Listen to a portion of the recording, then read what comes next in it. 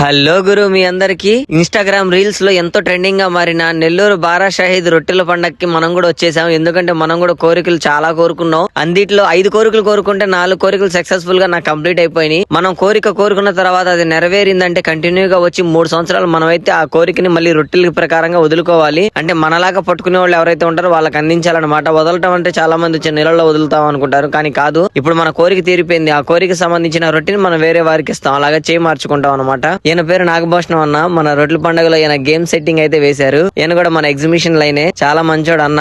మా వదిన పిల్లలు కూడా మా కరెక్ట్ గా టయానికి మాకు రీచ్ అయిపోయారు. మా అన్నయ్య కొడుకు, 2 కూతుర్లు, మా వదిన కూడా వచ్చింది. మా నాన్న దగ్గర ఆశీర్వాదం తీసుకొని మా అయితే రొట్టెల పండుగకి స్టార్ట్ అయిపోతున్నాం. అందరం ఒకటే చోట మీట్ అయ్యాం. చాలా హ్యాపీగా ఉంది. సంవత్సరానికి ఒకసారి ఇలాంటి సందర్భాలు వస్తాయి. ఇప్పుడు దానికి నేనంటే చాలా ఇష్టం. మా అన్నయ్య కూతురు నాకు చిన్న కూతురు అయింది. ఈ పాముల ఆటని మీలో ఎంత మంది అయితే చూసారో నాకు ఒక్కసారి కామెంట్ అయితే పెట్టండి. చిన్నప్పటి నుంచి నేను చాలా సార్లు చూశాను. బూతులు మాట్లాడతారు కానీ ఫన్ గా ఉండిద్ది. ఇదైతే సునామీ అని కొత్త ఐటమ్. మన రొట్టెల పండుగకి ఫస్ట్ టైం రాయడం. జైంట్ వీల్ బాగుంది, బ్రేక్ డాన్స్, అన్ని అమ్యూజ్మెంట్స్ అన్ని సూపర్ గా ఉన్నాయి. తర్వాత మన స్వర్ణాల చెరువుకి వెళ్లే దారిలో చూస్తే బాబా అసలు సిమెంట్ రోడ్డే కనిపించట్లేదు గురు. ఫుల్ క్రౌడ్ ఉన్నారు. ఇంకా ఎర్లీ మార్నింగ్ కాబట్టి కొంచెం తక్కువ ఉన్నారు. అని నైట్ టైం అయితే అసలు ఏం ఉండదు. ఇక్కడ ఫుల్ క్రౌడ్ ఉంటారు. ఇసుకేస్తేనే రాలరు. ఇక్కడ 100 రూపాయలకే మంచి మంచి బుర్కాలు, మక్నాలు, స్క్రాఫ్లు, మొత్తం నోస్ పీస్లు అన్ని సూపర్ సూపర్ గా అమ్ముతారు. ఇక్కడ చీప్ అండ్ బెస్ట్ లో కొనుక్కోవాలంటే రొట్టెల పండుగలోనే కొనుక్కోవాలి.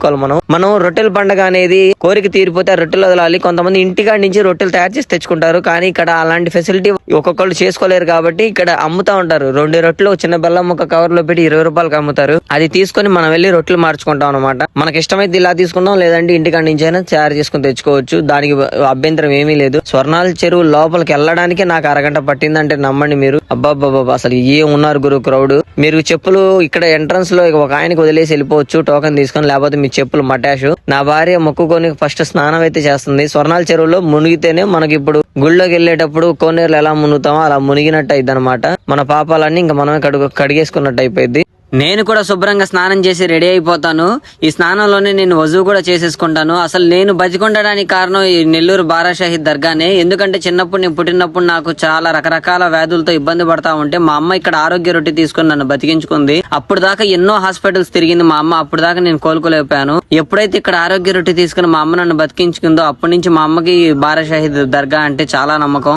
ఇప్పుడున్న మన జనరేషన్ కి, మన లైఫ్ స్టైల్ కి ఇలాంటి నమ్మకాలు చాలా మంది నమ్మరు. కానీ నమ్మాలి భయ్యా. కొన్ని సార్లు అది కొన్ని మన విషయాల్లోనే నిజాలైనప్పుడు ఖచ్చితంగా మనమే నమ్ముతాం. నలుగురికి మనం చెప్తాం ఇలా చెయ్యండి అని. ఈ అన్న అయితే నేను లాస్ట్ టైం తీసుకున్న పెళ్లి రొట్టె అడగడానికి వచ్చారు. తన మేనల్లుడికి పెళ్లి కావాలని ఆయనే వచ్చారు. కానీ ఆ మేనల్లుడు ఎవరైతే ఉన్నాడో ఆయనే వచ్చుంటే ఆయనకి ఇంకా బాగా తొందరగా రిజల్ట్ వచ్చేదేమో. ఏ మనిషికి అయితే రొట్టె కావాలో ఆయనే వచ్చి రొట్టె తీసుకుంటే మాత్రం నాకైతే రిజల్ట్ చాలా బాగా అనిపించింది. మనం వాళ్ళని పంపించి వీళ్ళని పంపించి అలా తీసుకోవడం కన్నా స్వయంగా మనమే వచ్చి అక్కడ స్నానం చేసి మనం తీసుకుంటే అది వేరు. చాలా పవర్ఫుల్ గా ఉండిద్దని నా నమ్మకం. దీని మీద మీ అభిప్రాయం ఏంటో నాకు తెలియచేయండి కామెంట్ రూపంలో. మన పెళ్లి కోరిక నెరవేరిపోయింది. మనం ముగ్గురికైతే పెళ్లి రొట్టె వదలొచ్చు. ఎందుకంటే ఆ ముగ్గురికి అనేది మనకి లిమిట్. మనం ఒక్కొక్కళ్ళు ముగ్గురు వదులుతాం. వాళ్ళు నెక్స్ట్ ఇయర్ వచ్చి ఇంకో మరో ముగ్గురికి అలాగా స్టాలిన్ సినిమాల ఫార్ములా లాగా అందరికి స్ప్రెడ్ అయిపోయి అందరి కోరికలు తీరుతూ ఈ పుణ్యక్షేత్రం ఇంకా బాగా పవర్ఫుల్ గా మారిద్ది. అందుకని చెప్పి నేనైతే ముగ్గురికైతే ఇస్తున్నాను. మా అమ్మగారు కూడా చెప్పేవాళ్ళు ముగ్గురికైతే మనం ఇవ్వచ్చురా అని.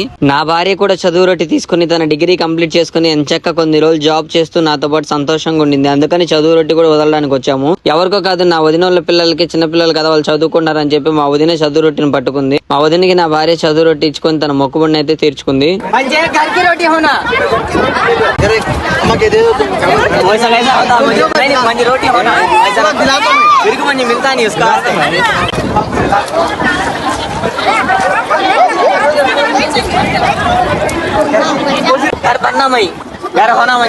నా దగ్గర సంతాన రొట్టె ఉందక్క, మీ దగ్గర ఇంటి రొట్టె ఉందా అని అడిగితే నా దగ్గర ఇంటి రొట్టె ఉందా అన్న, నీ సంతాన రొట్టె నాకు ఇవ్వని చెప్పి మేము ఇద్దరం రొట్టెలు ఇచ్చి పుచ్చుకున్నాం. మాకు 2 కోరికలు నెరవేరిపోయినాయి. ఇలాగా చాలా మంది ఉన్నారండి. ఇక్కడ కులమతాలకి అసలు అతీతం ఇదంతా. మనం వచ్చి ఆ దేవుడితో మన కష్టాలు చెప్పుకొని మన గోడు విన్నపించుకుంటే చాలు. పైనుంచి ఏ దేవుడైనా సరే ఆశీర్వదించి మన కోరికలన్నీ తీరుస్తారు. ఈ అక్కకైతే వ్యాపార రొట్టె ఇచ్చి అక్క దగ్గర ఉన్న సౌభాగ్య రొట్టె నేను తీసుకున్నాను. సౌభాగ్య రొట్టె ఏంటంటే మన సిరి సంపదలతో జీవితాంతం సుఖంగా ఉండాలనేది సౌభాగ్య రొట్టె.